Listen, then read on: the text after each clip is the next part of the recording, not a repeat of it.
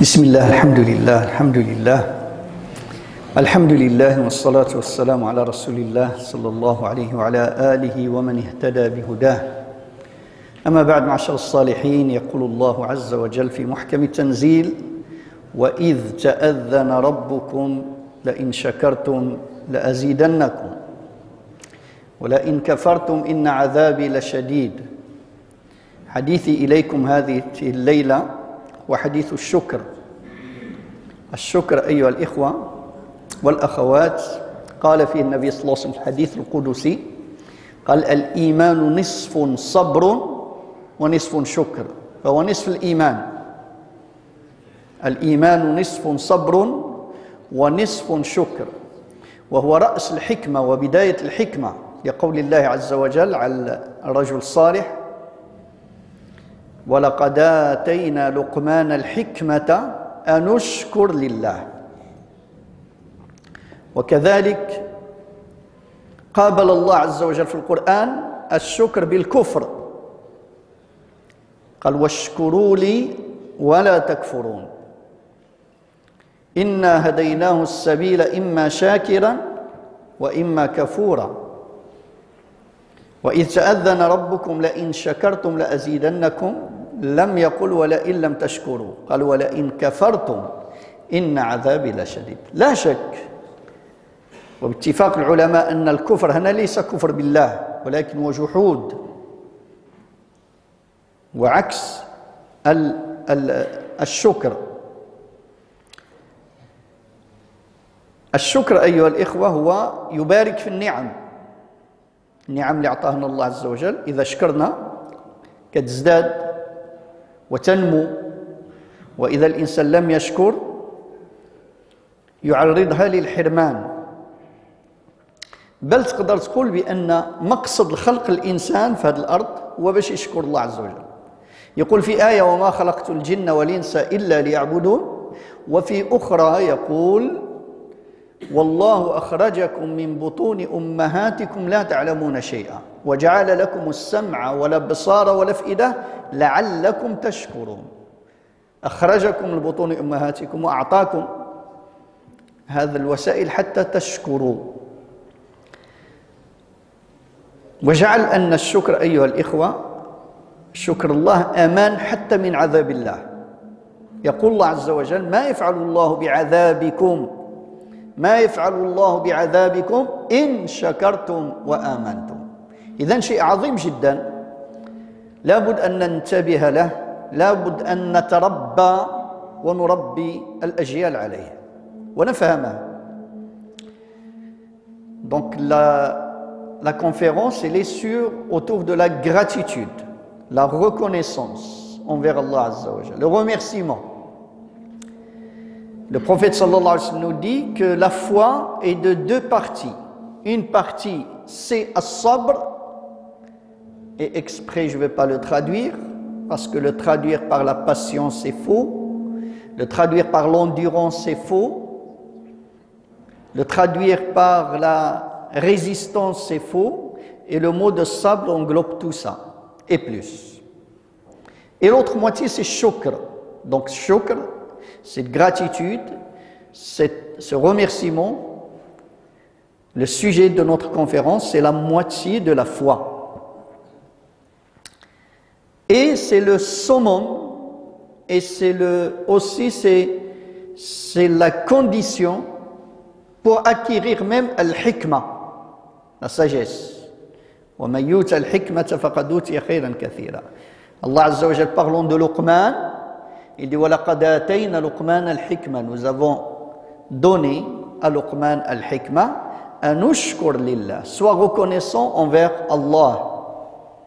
وَمَنْ يَشْكُرْ فَإِنَّمَا يَشْكُرُ لِنَفْسِهِ. Celui qui est reconnaissant, il est que pour lui-même. Et de l'autre côté, il a dit: وَمَنْ يَكْفُرْ. Aussi, Allah Azza wa Jalla nous dit que si on est dans la reconnaissance, on est dans la gratitude, Allah il va amplifier, il va bénir les bienfaits qu'il nous a donnés. وَإِذْ تَأَذَّنَ, votre Seigneur a informé ceci. La in shakartum, si vous êtes dans la gratitude, la azidannakum, je vous rajoute les bienfaits que je vous ai donnés. Et Allah Azza wa Jalla, dans beaucoup de versets, il met le shukr, qui est la gratitude, qui est en opposition avec al-kufr. C'est un mot très fort. Il dit, وَإِذْ تَأَذَّنَ رَبُّكُمْ, votre Seigneur a informé, vous informe que si vous êtes dans la gratitude, il vous rajoute. Et de l'autre côté, il ne dit pas, et si vous n'êtes pas reconnaissant, il dit, et si vous êtes dans al-kufr. Et le kufr ici, bien sûr, ce n'est pas le kufr, la mécréance de mécroire en Allah, mais c'est l'ingratitude. L'ingratitude aussi, en arabe, ça s'appelle al-kufr. Quelqu'un qui est ingrat. Dans un autre verset, Allah subhanahu wa ta'ala, il dit Inna hadaynahu sabila, nous avons guidé cet être humain sur le chemin, puis lui il a choisi imma shakiran, soit il choisit le chemin de la reconnaissance, de la gratitude, soit kafura. Donc aussi le terme de kafur pour nous montrer que le shukr, la gratitude, c'est quelque chose de très important qui attend de nous de comprendre le sens et de s'éduquer parce qu'on n'a pas reçu une éducation dans la gratitude. Malgré que si vous voyez que ça veut dire la plus grande adoration qui est la prière, elle est toute louange et gratitude. Tu ne peux pas prier sans lire surat al-Fatiha, elle commence par Alhamdulillah. Si tu t'inclines devant Allah pour le recours, tu dis Subhana Rabbi al-Azim wa bihamdih. Tu te lèves, tu dis Sami'a Allahu liman hamida, Rabbana wa lakal hamd. Donc ce terme, pourquoi il se répète beaucoup de fois dans notre langue? Pour nous interpeller à son importance. On doit s'arrêter à un certain moment de notre vie et dire c'est quoi cette chose qu'Allah nous demande de la répéter à chaque fois. الحمد أيها الإخوة يقول أهل العلم وأبلغ من الشكر. الحمد والشكر زائد الثناء. لهذا تقول الحمد لله رب العالمين، تشكره على نعمه وتثني عليه لأنه أهل لذلك. Aussi, Allah Azza wa Jalla nous dit que la gratitude nous épargne le châtiment de Allah. Nous épargne, nous éloigne de nous la punition, même s'il est mérité. Allah dit Ma yaf'alu Allahu bi'adhabikum in shakartum wa amantum. Le sens du verset, Allah, il n'a pas à vous châtier si vous êtes dans la gratitude et vous êtes croyant. Si vous êtes reconnaissant et croyant, Allah ne va pas vous punir, ne va pas vous châtier. Il nous dit, le prophète sallallahu alayhi wa sallam nous raconte une histoire dans le hadith authentique qui est rapporté avec deux versions, les deux authentiques. Il parle d'un homme qui voyageait dans le désert et le même hadith il est rapporté par une prostituée de Banu Israël qui a fait la même chose. Donc cette personne qui était un grand pêcheur qui faisait beaucoup de péchés, un jour il voyageait, il avait très soif. Et à un certain moment, il a trouvé un puits,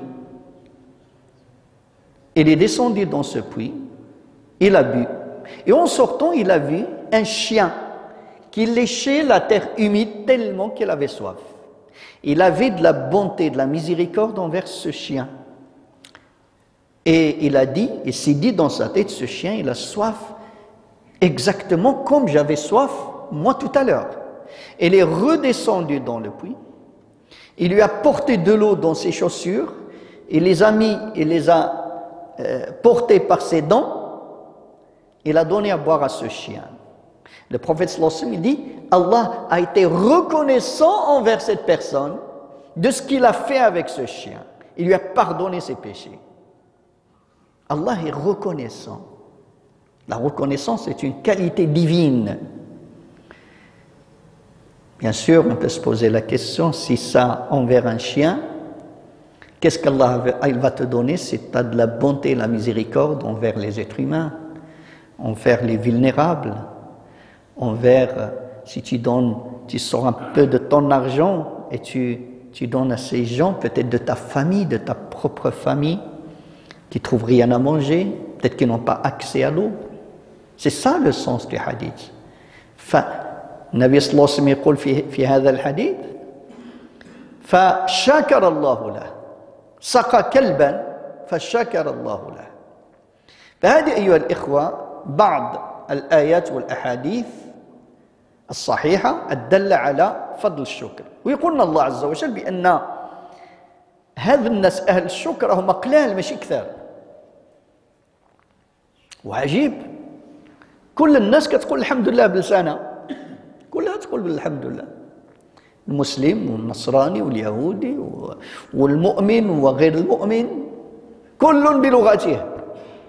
والله اللي يقول وقليل من عبادي الشكور. إذن هذا الشكر لا يقتصر فقط على اللسان، عنده شروط ككل العبادات، عنده شروط لابد نتعرفوا على هذه الشروط ولابد نجتهدوا حتى تكون في حياتنا هذه الشروط. اعملوا آل داود شكرا وقليل من عبادي الشكور. حتى نكونوا شاكرين أيها الإخوة خصنا لابد أن نعرف نعم الله علينا ثم نحبه لأجل هذه النعم اللي أنعم بها علينا. لهذا يقول الله عز وجل وأما بنعمة ربك فحدث. نتكلم نطلق ألسنتنا بالحديث عن نعم الله عز وجل، يعني بوحدنا تتأمل في نعم الله. هذا الشيء اللي عندي ماشي حاجة سهلة، ماشي حاجة بسيطة، أنك تفيق في الصباح والله عز وجل يرد عليك الروح نتاعك بعدما ذهبت وتقول الحمد لله الذي رد علي روحي، يعني الروح مشات ورجعت، وعافاني في جسدي وأذن لي بذكره. ما معنى هذا الكلام؟ أن كل صباح كترجع لي ذاك الروح فالله عز وجل كيعطيني واحد الفرصة أخرى حتى نتوب، حتى نتقرب إليه، حتى أصلح يوم جديد. فهذه نعمة لا تقدر بثمن. ثم كل نعم الإنسان، يعني نعمة البصر، ولا يعرف هذا النعم غير الظاهرة إلا من فقدها. تخيل الإنسان في يوم يعمل واحد البنضة على عينه ويحاول يشوف كيفاش غادي يعيش بدون هذا النعمة البصر. إذن لابد أن نشكر الله ونجد فرحة في قلوبنا، في القلوب ديالنا على هذه النعمة، ونحب الله عز وجل لأن أعطانا نعمة الصحة. شوف النبي صلى الله عليه وسلم يقول من أصبح آمنا في سربه معافا في جسده له قوت يومه فكأنما حيزت له الدنيا بحذافيرها. ثلاثة الحوايج، ثلاثة الأمور، أنت ومن ملك الدنيا سواء. تصبح عندك نعمة الأمن، تخرج بالليل تجي في النهار تمشي الحمد لله.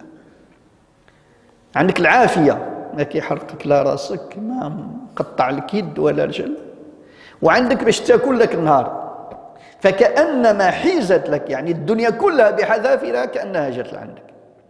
فهذه نعمة لا تقدر بثمن. فلهذا أيها الإخوة الطريق الموصل إلى الشكر هو التفكر وذكر نعم الله سبحانه عز وجل علينا. الإنسان ما يغفل عليها، والغفلة على هذا يورث عند الإنسان هذا الكفر اللي هو عكس الشكر. الإنسان ثم يحتقر نعم الله، يحتقر. تلقى إنسان عنده هذه الخيرات يقول لك أنا راني ما، تلقى مسكين ديبريمي، تلقى أنا ما أعطاني الله والو، ويشكو. هذا الشيء كله ما أعطاك والو. فنحن يا إخواني نرتع في نعم الله سبحانه عز وجل. نسأل الله يجعلنا من الشاكرين.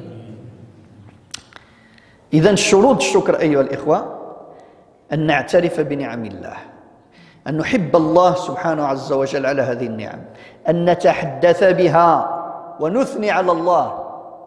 حتى هذه الكلمة باش تقول له الحمد لله راه الناس ما عرفوش كيفاش يحمدوا الله عز وجل. الله هو اللي خبرنا يا عبادي إذا بديتوا تشكروني قولوا الحمد لله. وكذلك أن نصرف ما استطعنا النعم اللي أعطاها الله باش نطيعوه وما نستعنوش بها على المعصية.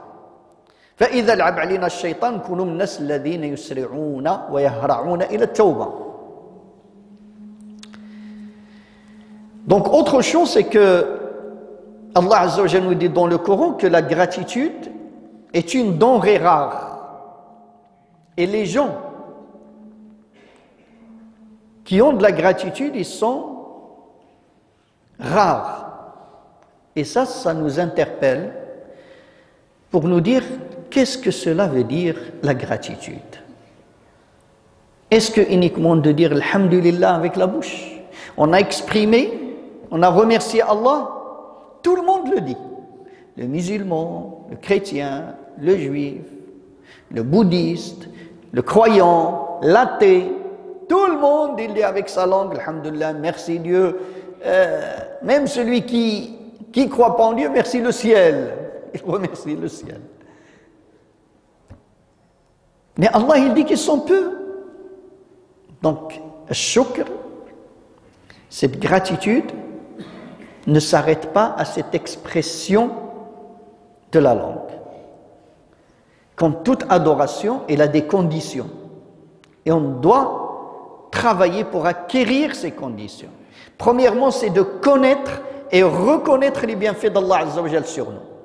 Ça, c'est la première condition. Tout le temps de penser à ce qu'Allah nous a donné. Pas de ce qu'il nous a pris, de ce qu'il nous a donné. Là, je me rappelle de cette grande histoire de ce grand tabi'i Urwa ibn Zubayr.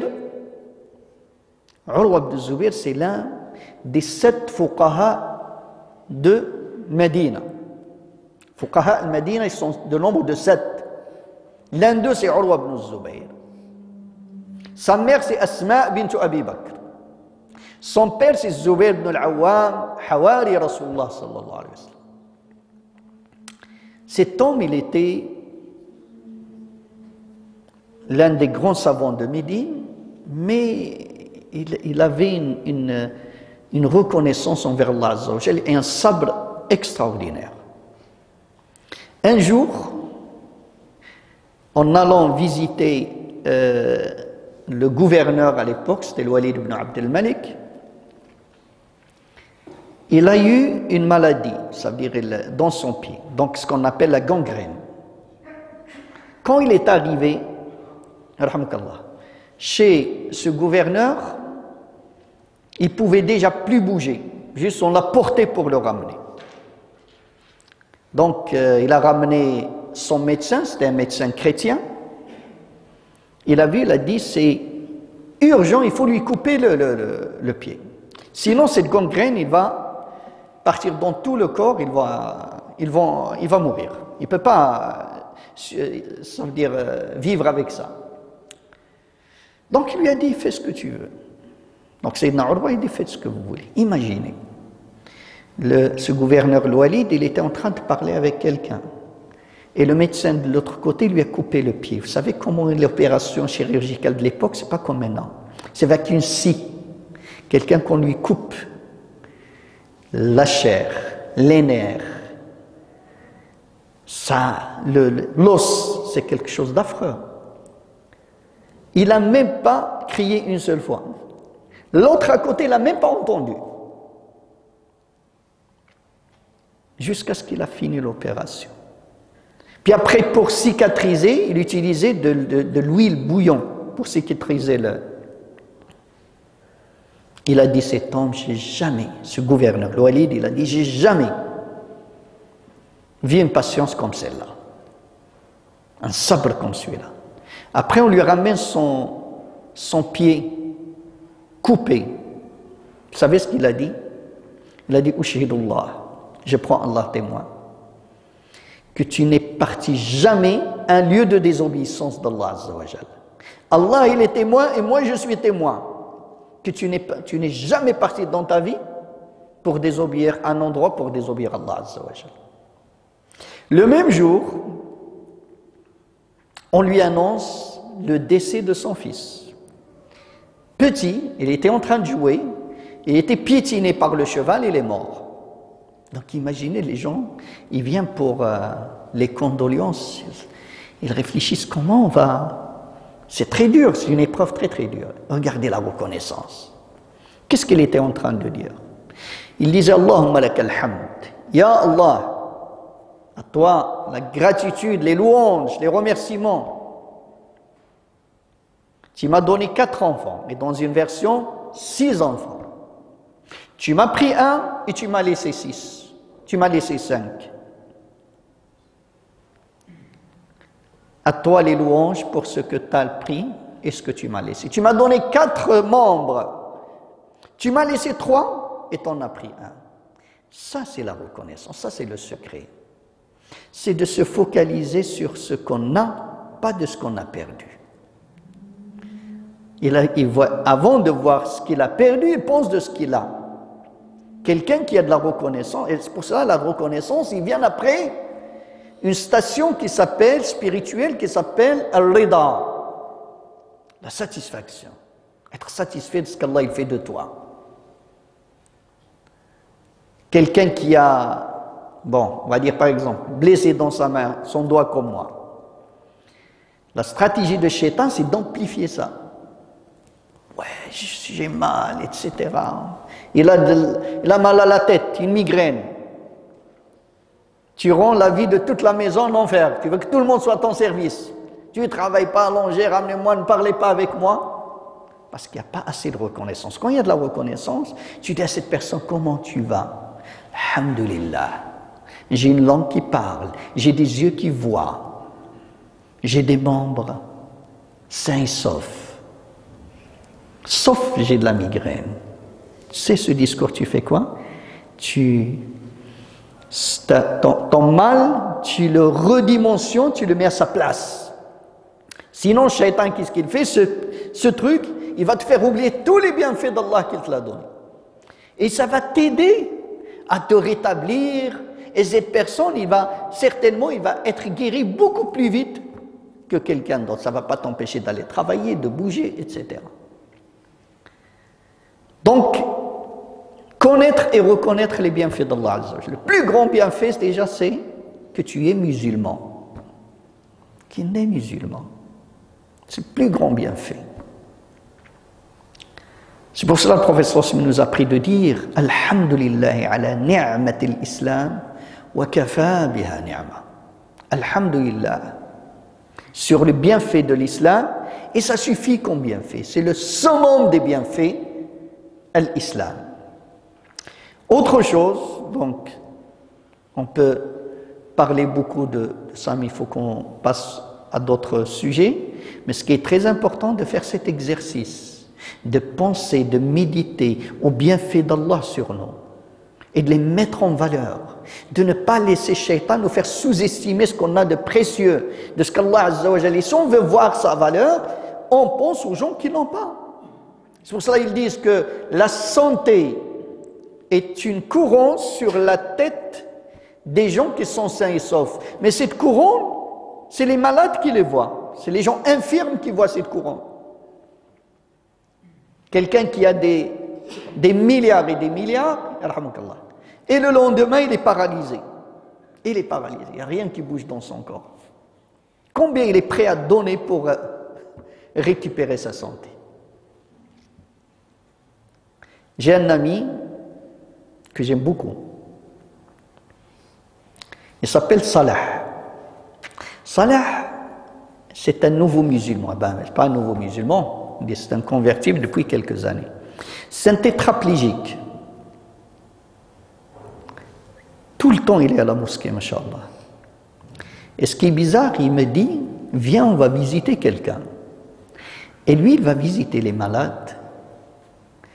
Et quand il parle, tu dis Subhanallah. Quand tu vois la personne, comment il est, masha'Allah, et quelle reconnaissance il a envers Allah Azza wa Jal, il fait monter le moral aux gens que tu peux dire ils sont meilleurs que lui, vu de la santé, beaucoup de fois. Barakallahu fihi. Connaître et reconnaître les bienfaits d'Allah subhanahu wa ta'ala. Aimer Allah pour ce qu'il nous donne. Amplifier chaque fois cet amour d'Allah. Et c'est automatique. Penser aux bienfaits d'Allah. Parler des bienfaits d'Allah, ça fait augmenter l'amour d'Allah dans le cœur. C'est automatique. Parce que le nafs de cette personne, il a été créé, sa fitra, elle est comme ça. Tu aimes les gens qui te donnent. Plus que la personne, il te donne, il est gentil avec toi, plus que tu l'aimes. Il n'y a personne qui te donne plus que Allah, il t'a donné. Connaître et reconnaître, parler des bienfaits d'Allah Azza wa Jal. Exprimer les louanges à Allah et surtout utiliser ce qu'Allah nous a donné pour se rapprocher de lui et pas pour désobéir à Allah. Et si on tombe dans le péché, on sent cette honte de Allah Azza wa Jal. Il nous a donné, j'ai utilisé ce qu'il m'a donné pour lui désobéir et de revenir vite à Allah subhanahu azza wa jal. لهذا أيها الإخوة كيعلمنا الله عز وجل ويقول لنا واحد شيء عجيب خصنا نتأملوا فيه ونسمعوه من قلوبنا. آية عظيمة في القرآن كتوضح لنا أول إعلان حرب ديال الشيطان على بني آدم. الله فضح إبليس عليه لعنة الله. اسمعوا إلى هذه الآيات. قال يعني هذا الشيطان عدو الله فبما أغويتني قال فبما أغويتني لأقعدن لهم صراطك المستقيم. نتبعوها حبة بحبة. هذه الأولى أول استراتيجية الشيطان فقهوا فيها هو اللوم الآخر موش اعتراف من الواحد من الإنسان يفشل عنده جوج الحوايج. إما كتقول شنو اللي خصني نعمل باش نخرج من هذه المسألة هذه باش نكون إنسان ناجح إنسان متميز، وإما اللي سهلة اللي هي استراتيجية الشيطان شوف ما تعترفش بالخطأ ديالك. إذا كنت أنا في هذه الحالة لأن والديا ما ربونيش مزيان، إذا كنت أنا في هذه الحالة بحال وليداتنا في المدرسة لأن المعلمين هما عنصريين، إذا كنت في هذه الحالة لأن فرنسا لأن فلان هذه راه سبق إليها الشيطان، سبق ليها هو الأول، وفي ذاك الوقت ما لقى حتى شي واحد اللي يلومه. شكون لا اللي خلقه؟ ما قالش أنا اللي عصى، هو اللي عصى وخرج طرد من الجنة. قال له يا ربي بسببك أنت الذي أغويتني، أنا غادي ننتقم منه. هذا كثير يا إخواني من الناس اليوم، من المسلمين اليوم في هذه الاستراتيجية القبيحة، وحتى إذا ما لقوش بنادم اللي يلوموه كيدوروا للجنون. أنا الجنون ما خلاونيش نزيد في حياتي، أنا السحور سحروا لي عليها، أنا العين، أنا كذا. الصحابة يا إخواني، الصحابة صحابة رسول الله صلى الله عليه وسلم هزموا في معركة مع رسول الله صلى الله عليه وسلم وجدتهم قاسية. كيف يعقل ونحن على الحق ورسول الله بيننا والقوى متكافئة مع المشركين ويغلبونا؟ جاءهم الجواب من السماء: أولما أصابتكم مصيبة قد أصبتم مثليها قلتم أن هذا. تحبوا تعرفوا؟ ماشي لأنهم مجهدين عليكم، لأن المنافقين خانوكم، وهذا الشيء كله كان، لكن الله عز وجل قال هو من عند أنفسكم. هذه التربية. إذا عندي مشكل شنو اللي خصني نصلح بيني وبين الله وفي الحالة نتاعي باش هذا الأمور. أما الأخرى سهلة، هذيك تلقي اللوم على الآخرين. أول من فعلها الشيطان. قال فبما أغويتني اش غادي نعمل؟ لأقعدن لهم صراطك المستقيم. غادي يلقوني في ذاك الطريق ديال الخير. غادي تلقى الشيطان في الجامع كيتسناك، غتلقاه في الطريق ديال الحج، في طريقة الزكاة، في طريقة الصلاة. تفيق في الصباح بكري غادي تلقاه معاك، زيد نعاس مازال الوقت، ماشي مشكل، غير زيد نعاس حتى تفيق، وإلا فقتي دابا راسك غادي يبقى يضرك، تلقاه. هذا هو الإمام الغزالي رحمة الله عليه أبو حامد يقول هذا طريق الشكر، غتلقاه في طريق الشكر، يعني ما يخليكش تشكر الله عز وجل. شوف شي يقول: ثم لآتينهم من بين أيديهم. شنو معنى من بين أيديهم؟ قدامهم. شنو اللي قدامهم؟ يخوف الشيطان من الاستراتيجية ديال الشيطان، يخوفك من المستقبل، يخوف الإنسان من الفقر، يخوف على أولاده. إذا مت أنا كيفاش غنخلي ولادي؟ خصني نبني لهم، خصني نعمل لهم. وتجد هذا الخوف يدفع الإنسان يخدم أكثر من اللازم، يضيع الصلاة، يضيع الزكاة، يضيع الحج في حياته كلها. قال كنخدم على أولادي. هذا من الشيطان، وسواس الشيطان. قالوا كذلك من بين أيديهم. يقول الإمام الشعراوي رحمة الله عليه: يشككهم في الآخرة، في الجنة والنار والبعث إلى آخره. ومن خلفهم أن يجعلك الشيطان دائما أسير للماضي ديالك، يذكرك دائما بالمعاصي. علاش يذكرك بالمعاصي؟ ماشي باش تتوب وتنكسر بين يديك، لا، باش يعطيك الإحباط، باش يجيك في نفسك أنا هذا الشيء اللي عملت بزاف، وأنا منافق، وأنا لا أحب الله.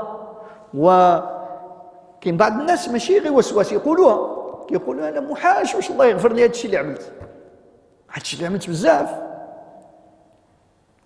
رب العزة يجيب: قل يا عبادي الذين أسرفوا على أنفسهم لا تقنطوا من رحمة الله. أكبر ذنب هو الظن بأن الذنب ديالك لن يغفر. إن الله يغفر الذنوب جميعا.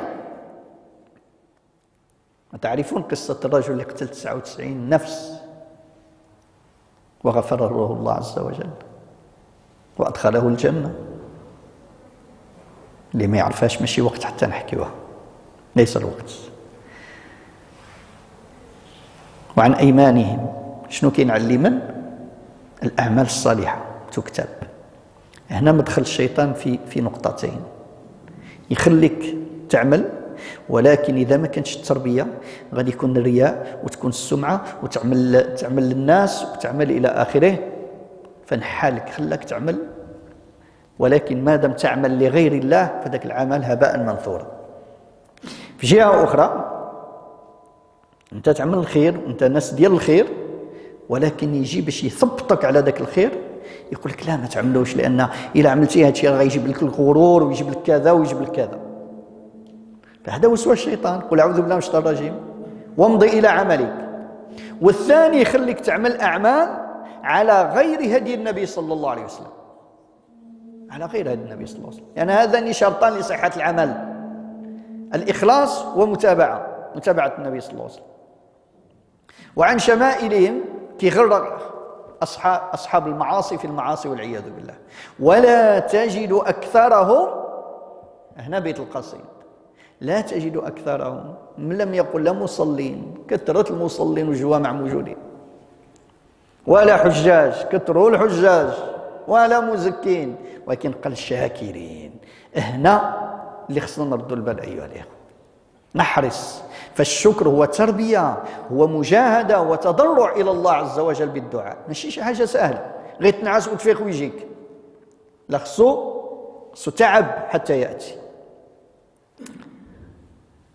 Donc la gratitude, ce n'est pas uniquement des mots par la langue, qu'on exprime par la langue. On a vu qu'il a des conditions. La première, c'est de connaître et reconnaître les bienfaits de Allah, de méditer sur ces bienfaits. Ça fait automatiquement amplifier l'amour de Allah Azza wa Jal dans le cœur. et d'en parler. Et ça, on ne sait pas faire. De parler des bienfaits d'Allah subhanahu wa ta'ala, de glorifier Allah et surtout d'utiliser ce que Allah nous a donné pour qu'on se rapproche plus de lui.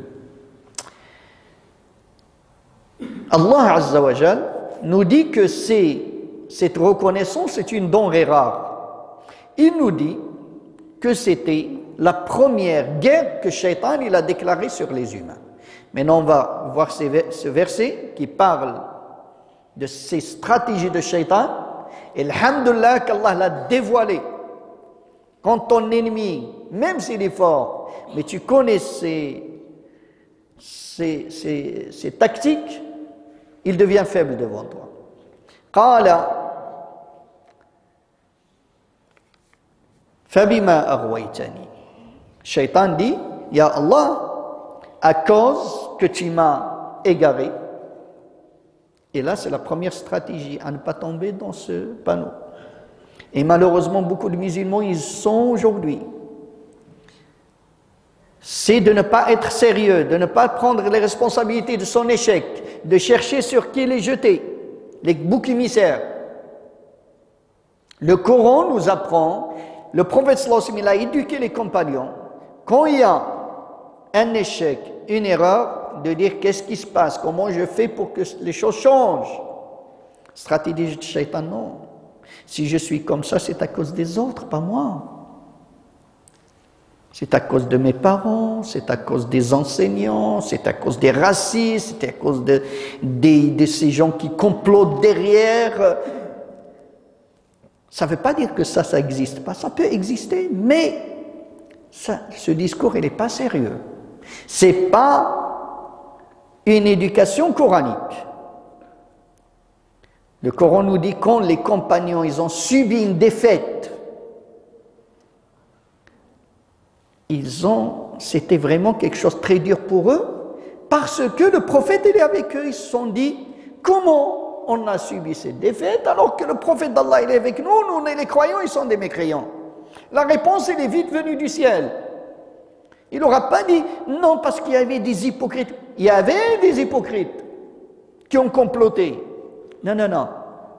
Il a dit, regardez, c'est vous. Cet échec, c'est vous que vous êtes responsable. C'est le message. Nous, non, aujourd'hui, même s'il n'y a plus les humains, comme Shaitan ici, il n'y avait personne pour l'accuser, il a accusé Allah. C'est à cause de toi. Eh bien, c'est la même chose. Il y a des musulmans, quand ils ne trouvent personne, ils rentrent dans le monde invisible. Si je suis comme ça, je n'arrive pas à travailler, je n'arrive pas à avancer dans ma vie, c'est parce que j'ai des genoux qui m'empêchent. Moi, je l'entends beaucoup de fois. Je reçois beaucoup de personnes qui ont ce discours. Parce qu'on m'a mis un sihr qui m'empêche d'avancer. Ce n'est pas sérieux. Non, ce qui est sérieux, qu'est-ce que moi j'ai fait? Comment il est ma relation avec Allah? Vous voyez ça? C'est un travail qui n'est pas... C'est très facile de jeter sur l'autre. Mais là, il faut être sérieux, il faut être vraiment... Pour avoir qu'est-ce que je fais, qu'est-ce que je dois rectifier entre moi et Allah, entre moi et les gens, entre moi et le travail. Qu'est-ce que je fais pour que les gens, que ça ne marche pas? À chaque fois quand je vais, il y a des gens qui disent, à chaque fois quand je commence une démarche de mariage, ça ne marche pas. Comment je me comporte? Comment je parle? Comment je fais? Et en général, celui qui est sérieux, il réfléchit comme ça, il va trouver qu'il fait des erreurs, des choses. Il suffit juste de changer pour que sa vie s'améliore. Deuxième stratégie, qu'est-ce qu'il dit?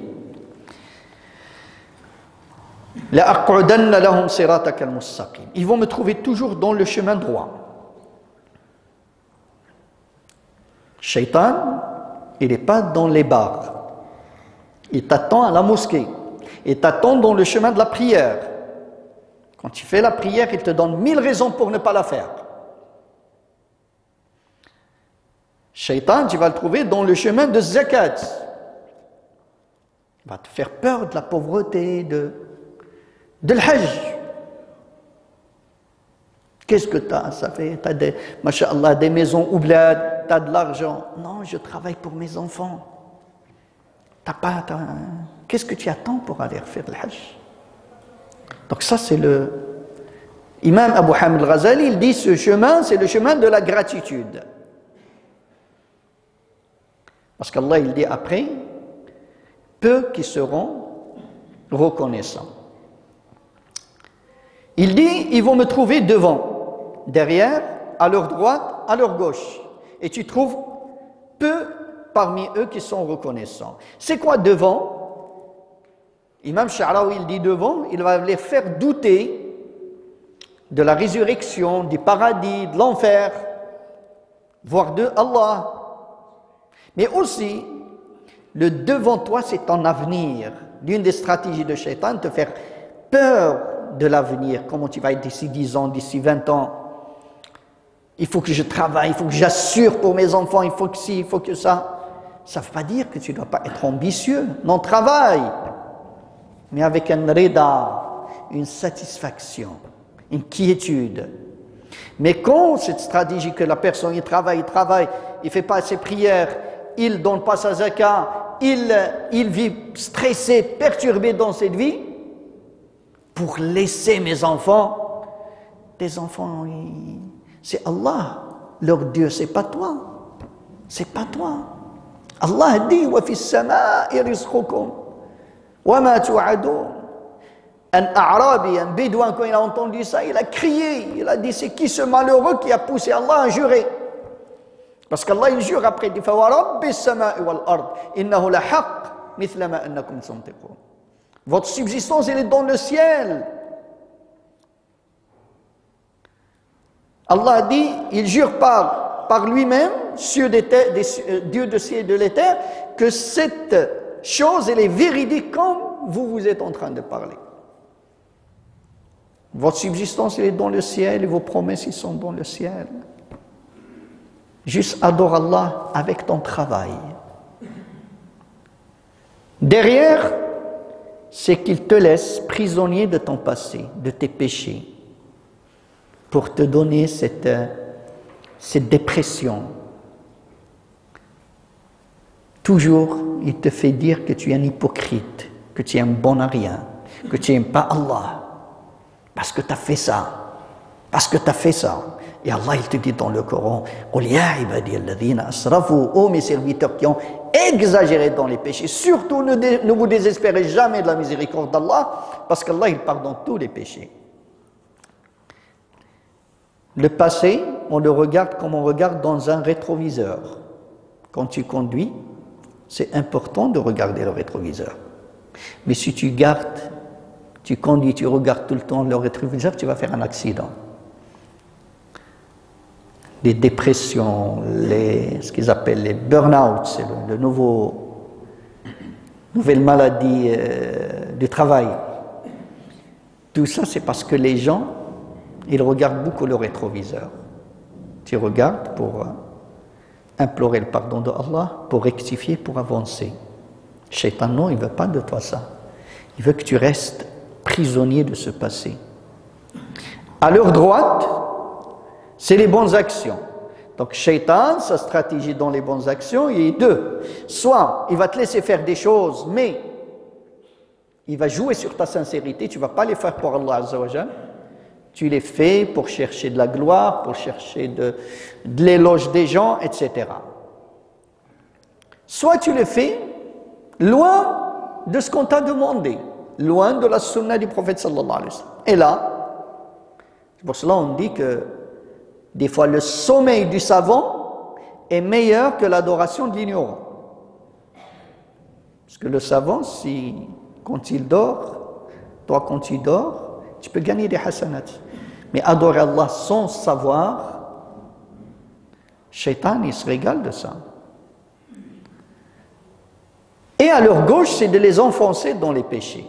Et regardez, il dit, et tu trouveras peu parmi eux reconnaissants. Mais il ne dit pas le en haut et en bas. Vous savez pourquoi? L'une des interprétations que j'ai lues dit en haut, notre Seigneur, Allah. C'est pour ça que tous les gens ils expriment avec leur langue, alhamdoulilah. Et en bas, il y a les morts. Il y a les morts en bas. Vous ne voyez pas que c'est très facile de remercier, de parler bien d'un mort?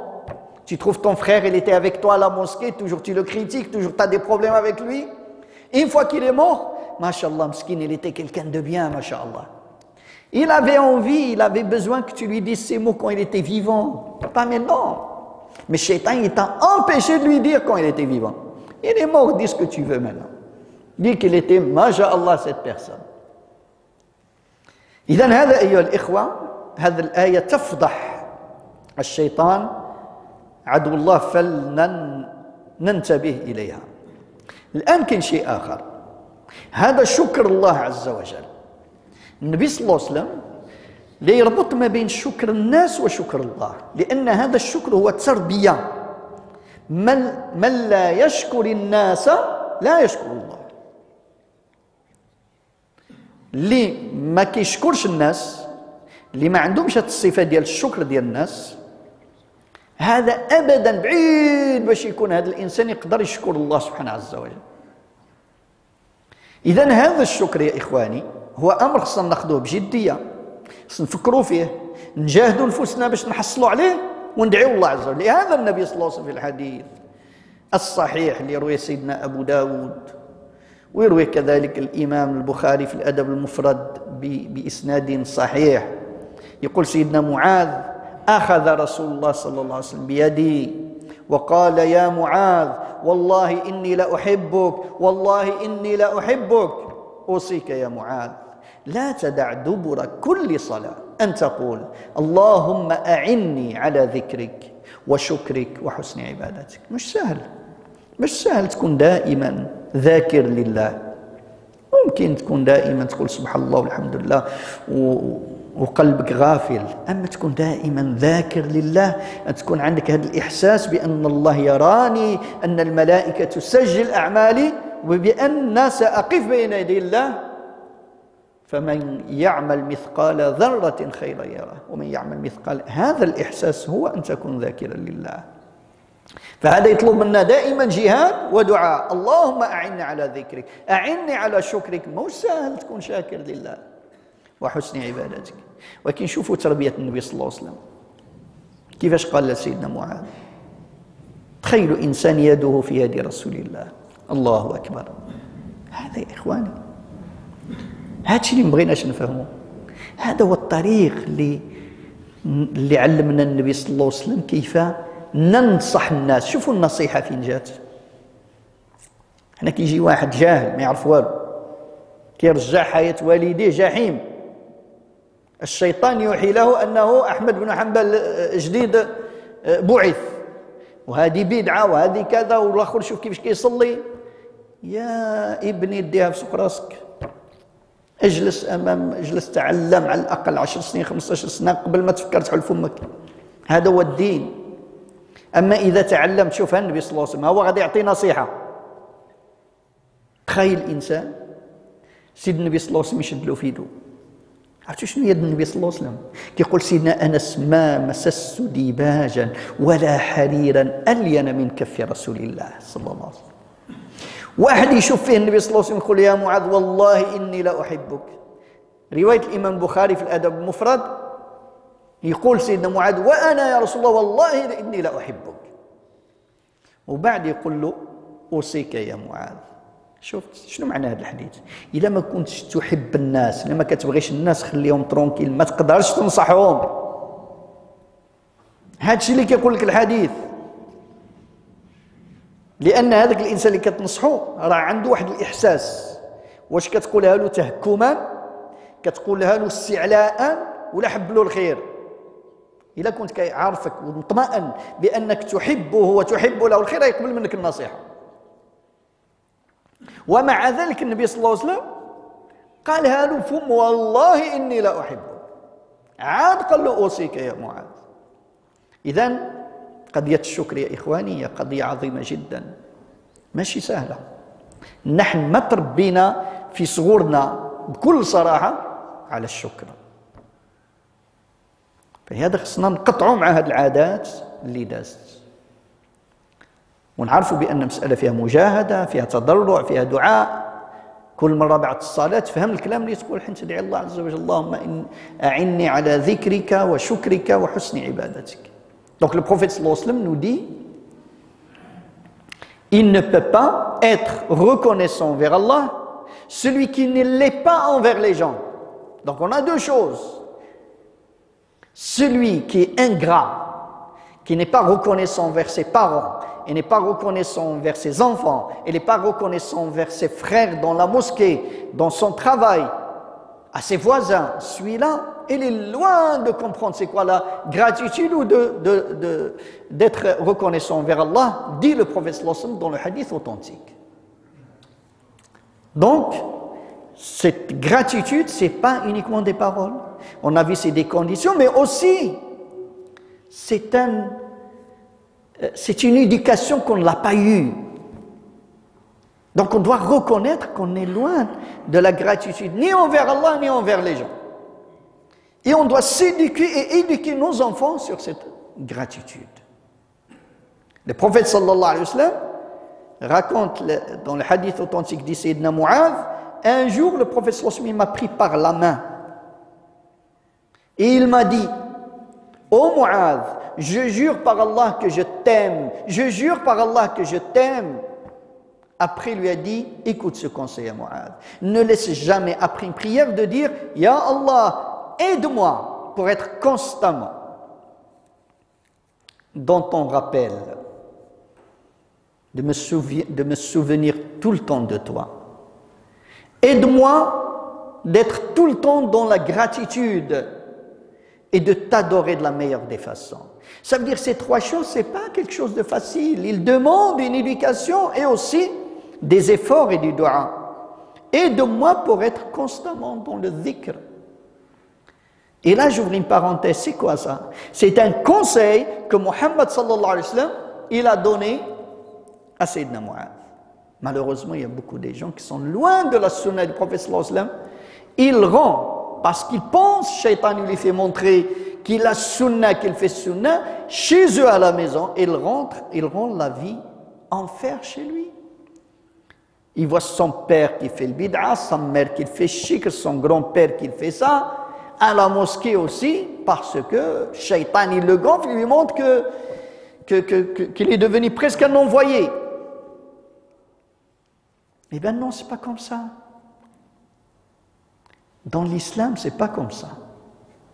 Tu dois t'asseoir et écouter, apprendre, mon fils, au moins 10 à 15 ans, avoir de pouvoir ouvrir ta bouche. L'islam, il est comme ça. Regarde ce hadith, quand le conseil est donné, le prophète sallallahu alayhi wa sallam, il donne un conseil à un compagnon. Il le prend par la main. Vous savez c'est quoi? Prendre quelqu'un que la main de Mu'adh dans la main du prophète sallallahu alayhi wa sallam. Puis il lui dit avec sa bouche: Wallahi inni uhibbuk, je jure par Allah que je t'aime. Qu'est-ce qu'il nous dit ce hadith? Si tu n'aimes pas les gens, laisse-les tranquilles. Tu ne peux pas leur donner un conseil. Tu peux, parce que les gens, ils ressentent, il leur a donné Allah Azza wa Jalla quelque chose dans le cœur, il sait ce que tu lui dis. Est-ce que vraiment parce que tu veux son bien, ou bien tu veux montrer que tu sais, ou bien tu le prends d'en haut, ou bien tu veux le mépriser, il le ressent très vite. Si tu n'aimes pas les gens, oublie, tu es loin d'être quelqu'un qui conseille. Et en plus, le prophète sallallahu alayhi wa sallam va lui dire pour que cet amour, il est réciproque. Quand toi, tu aimes les gens et tu es sûr que cette personne t'aime, là, tu peux le conseiller. Sinon, oublie, tu n'es pas un prophète, tu n'es pas un messager, tu n'es qu'un pécheur et un ignorant que tu dois apprendre.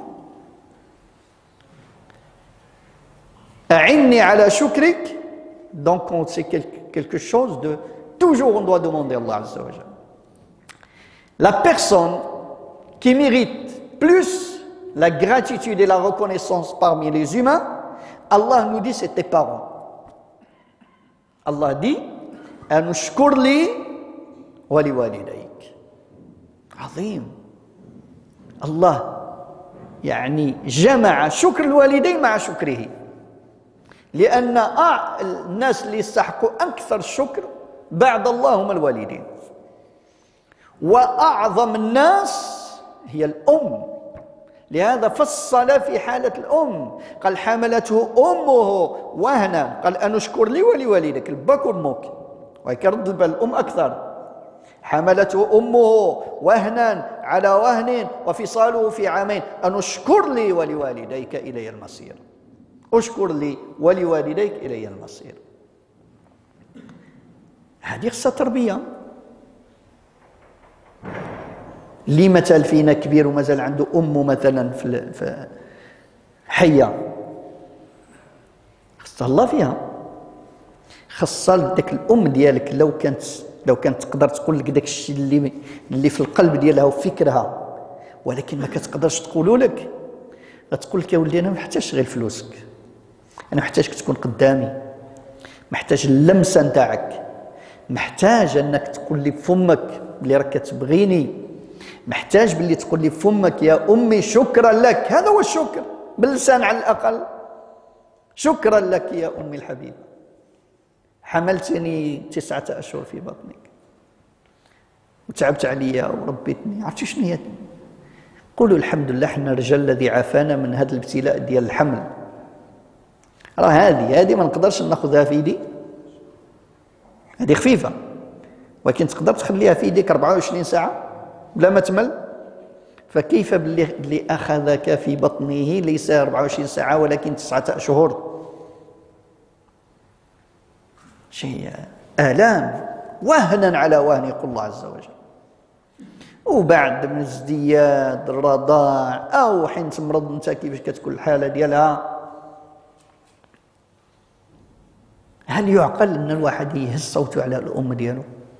هل يعقل؟ كيف ما كان الحال، كيف ما كانت، حيت مسكينة دابا كبرت وبقات كتسولك جوج 3 د المرات تعاود لك نفس الكلام. انت منين كنتي صغير شحال كنت كتسولها؟ بالمحبه تجاوبك وبالصبر. فلهذا ايها الاخوه والاخوات، الام هي باب الجنه، هي الام. ان اشكر لي ولوالديك الي المصير. رجل قال النبي صلى الله عليه وسلم يا رسول الله من احق الناس بحسن صحابتي؟ تبع معايا الكلام، شكون في هذا العالم الناس اللي يستحق صحابتي؟ شنو معنى صاحبك؟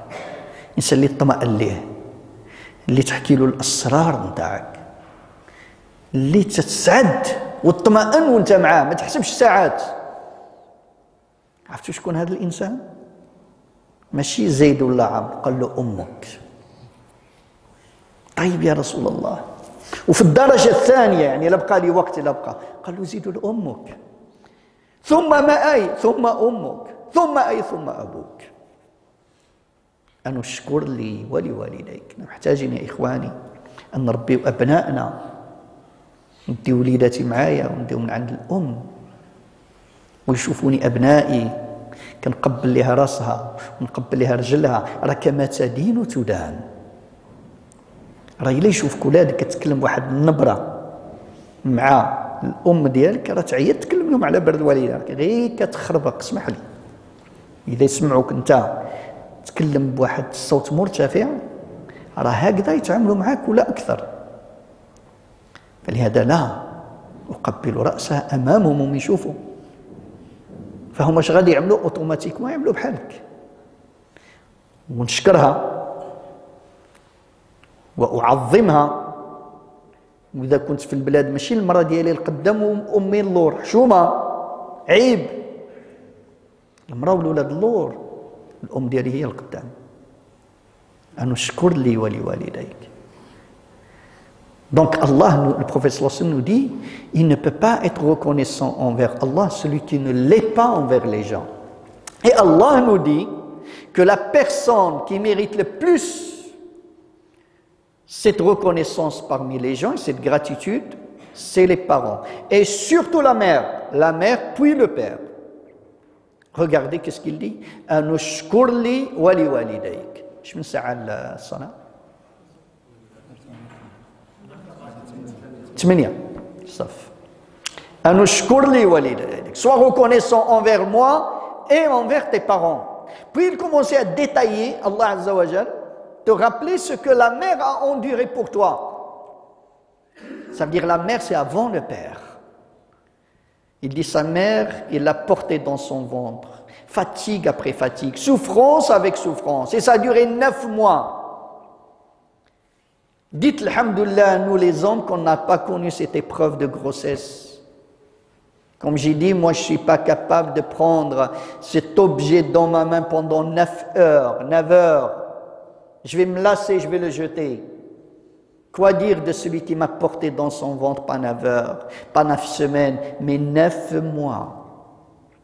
Douleur après douleur, souffrance, fatigue. Alhamdulillah, alladhi afana ibtala bihi al-ummat. Et après l'accouchement, nous on ne peut pas. Il n'y a que la maman qu'Allah lui a donné cette force de supporter les douleurs de l'accouchement. Puis après petit, combien ils nous ont supportés? C'est extraordinaire. Quand on pense à ça, tu oses lever ta foi sur ta mère. Lever ta main, critiquer ta mère, quelle que soit ta mère, qu'elle fait ce qu'elle fait.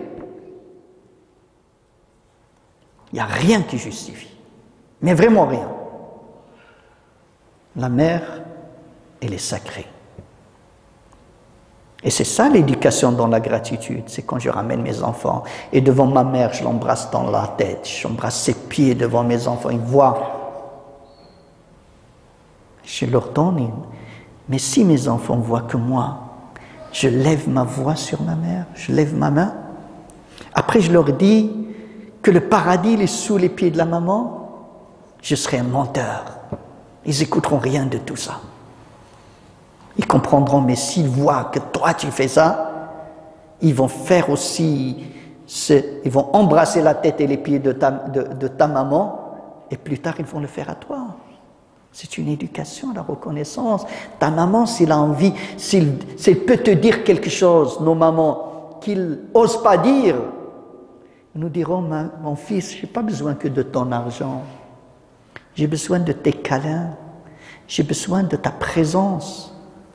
J'ai besoin de faire avec moi comme tu fais avec ta femme.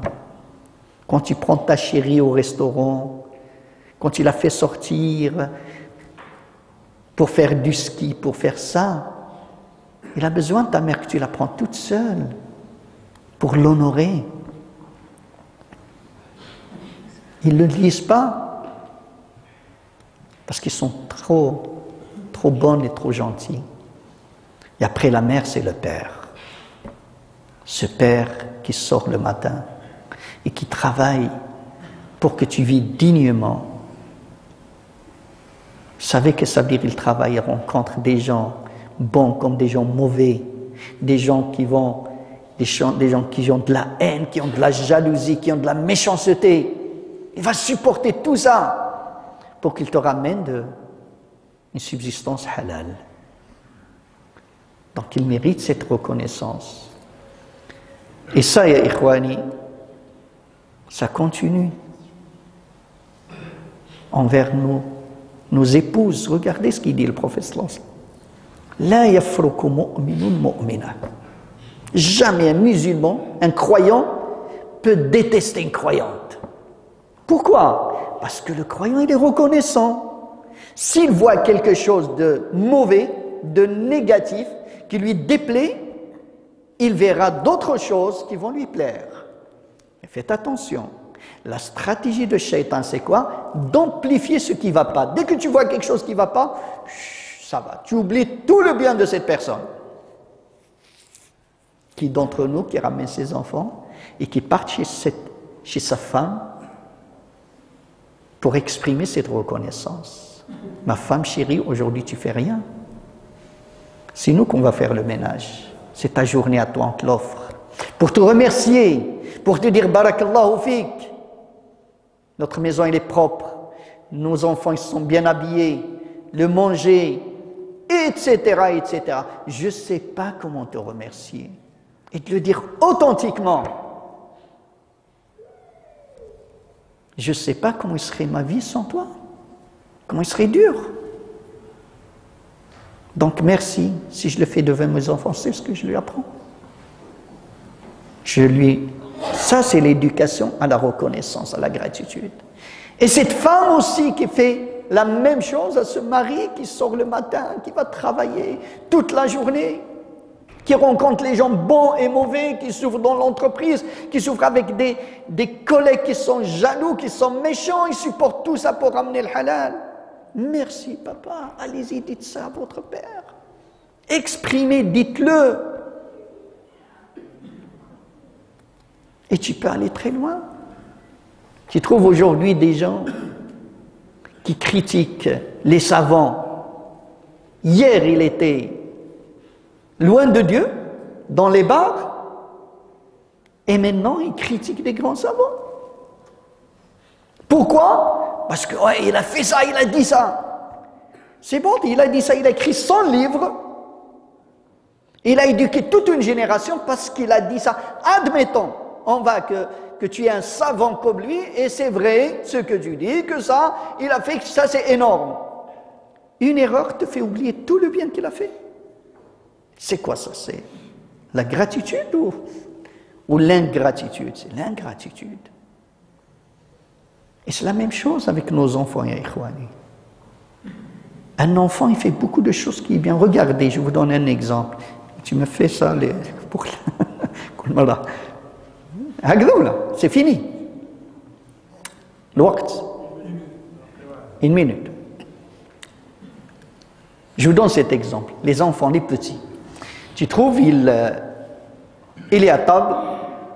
Regardez la question de la gratitude, comment il va très loin. Dans 7 minutes, mais on peut... il y a beaucoup d'autres choses à dire.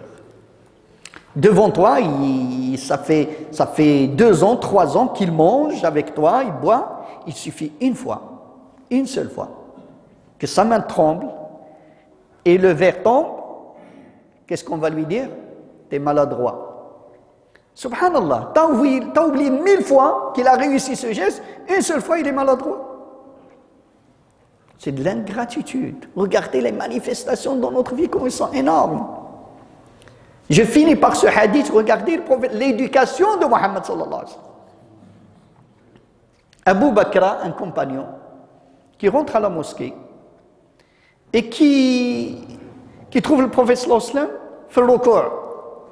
Et ce compagnon, il va faire le cours à l'entrée de la mosquée, commencer à marcher jusqu'à ce qu'il se mette dans la rangée. Il a fait une erreur. Aujourd'hui, on a un grand débat sur le faire. Est-ce que celui qui a fait ça, qui a fait le recours derrière, est-ce qu'il doit refaire celle-là, il ne doit pas les autres? Non, le prophète sallallahu alayhi wa sallam. C'est pas grave, ça vous pouvez revenir dans les livres de le faire. Ce qui m'intéresse ici, c'est qu'est-ce qu'il lui a dit le prophète sallallahu alayhi wa sallam. Écoutez, on clôture avec ça. Il a fait une erreur manifeste chez tous les savants. Il lui a dit Zadakallahu hirsan wa la ta'ud. Vous savez ce qu'il lui a dit? Il a regardé, il a vu ce qu'il a fait de bon. Puis après, il lui a corrigé. Qu'est-ce qu'il a fait de bon? Il n'a fait rien de bon. Il a fait une erreur. Le prophète sallallahu alayhi wa sallam, il a supposé qu'il a fait ça pour ne pas rater le cas. Donc, toi, ton intention, c'est de veiller à la raka, à cette prière. Donc, Allah amplifie, bénit ce côté, mais ne le refait pas. Regardez la correction, il est venu après. Ça, c'est la reconnaissance. Quand tu veux corriger à quelqu'un, ton fils, dis-lui déjà ce qui est bon, ce qui est bien. Il va accepter après. Mais si tu viens comme un juge, tu commences à le flinguer avec tes remarques, c'est normal qu'il te dise mêle-toi tes affaires. Il aura raison. نسأل الله عز وجل أن يجعلنا من الشاكرين. اللهم صل على سيدنا محمد سيد الشاكرين. اللهم صل عليه وعلى آله وصحبه وسلم تسليما كثيرا. اللهم يا رب أعنا على ذكرك وشكرك وحسن عبادتك وصل اللهم وسلم على سيدنا محمد وعلى آله والحمد لله رب العالمين. بارك الله فيك.